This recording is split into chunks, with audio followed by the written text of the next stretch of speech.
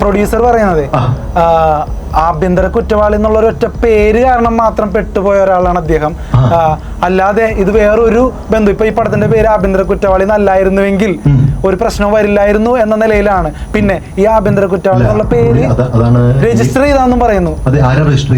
അദ്ദേഹത്തിന്റെ പേരിൽ എല്ലാ ക്ലാരിഫിക്കേഷൻ വരുത്തിയതാണെന്നും പറയുന്നു. ഒരിക്കലുമല്ല. കേരള ഫിലിം ചേംബറിൽ ചെക്ക് ചെയ്താൽ മതി. ഈ പടം ടോഫി കാറിന്റെയും അജി മേഡയിന്റെയും ഈസി ഫ്ലൈ പ്രൊഡക്ഷൻസിന്റെ പേരിലായിരുന്നു ഈ സിനിമ. ആ പടം ഒരു ഫിനിഷ് ചെയ്യാന്നുള്ളതായിരിക്കും ഒരു സംവിധായകന്റെ ഒരു സ്വപ്നം. അപ്പൊ ആ സ്വപ്നം നടക്കില്ല എന്നതുകൊണ്ടാണോ അടുത്ത പ്രൊഡ്യൂസറെ തേടിപ്പോയത്? അല്ല, ഞാൻ വീണ്ടും ക്ലാരിഫൈ ചെയ്യുന്നു. ഈ സംവിധായകനോട് ഞാൻ പറഞ്ഞല്ലേ ഞാൻ പടം തീർക്കാവുന്ന 1.5 കോടി രൂപ എന്റെ കയ്യിൽ അന്നത്തിൽ കിടക്കുമ്പോ ബാക്കി പൈസയും കൂടെ ഇട്ട് പണം തീർക്കാമെന്ന് ഞാൻ പറഞ്ഞതല്ലേ. അപ്പൊ എന്റെ 1.5 കോടി രൂപ പറ്റിക്കാൻ വേണ്ടിട്ടല്ലേ ഇവരെല്ലാരും കൂടെ ഒരുമിച്ച് ചെയ്തു. അത് സെറ്റിൽ ചെയ്തു എന്നാണ് അവര് പറഞ്ഞത്. എത്ര സെറ്റിൽ ചെയ്തു അവര് പറയുന്നത്? അവര് എമൗണ്ട് പറഞ്ഞില്ല. ഞാൻ പറയട്ടെ, പറഞ്ഞോളൂ. എന്റെ കയ്യിൽ നിന്നും പൈസ വാങ്ങിയിട്ട് ഞാൻ പറയാണ് ഉസ്മാനിക്ക,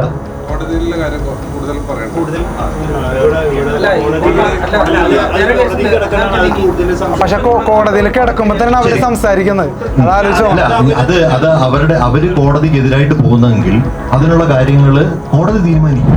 ആസിഫിന്റെ റെമ്യൂണറേഷനും എല്ലാം ക്ലിയർ ചെയ്തതാണെന്ന് ഇവിടുന്ന് കൊടുത്തു എന്ന് പറഞ്ഞാൽ റെമ്യൂണറേഷൻ എങ്ങനെ കൊടുത്തു? അല്ല, രണ്ടുപേരും ക്ലിയർ ചെയ്തതാണെന്ന് പറഞ്ഞായിരുന്നു. പിന്നെയും കൂടുതൽ പൈസയാണ് ചോദിക്കുന്നത് എന്നുള്ള നിലയിലാണ് നിങ്ങൾക്കെതിരെ ആരോപണങ്ങൾ പറഞ്ഞത്. എനിക്ക് മനസ്സിലായില്ല.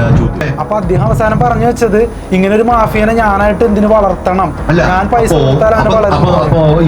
അതാണ് ഞാനാണല്ലോ മാഫിയ. അപ്പൊ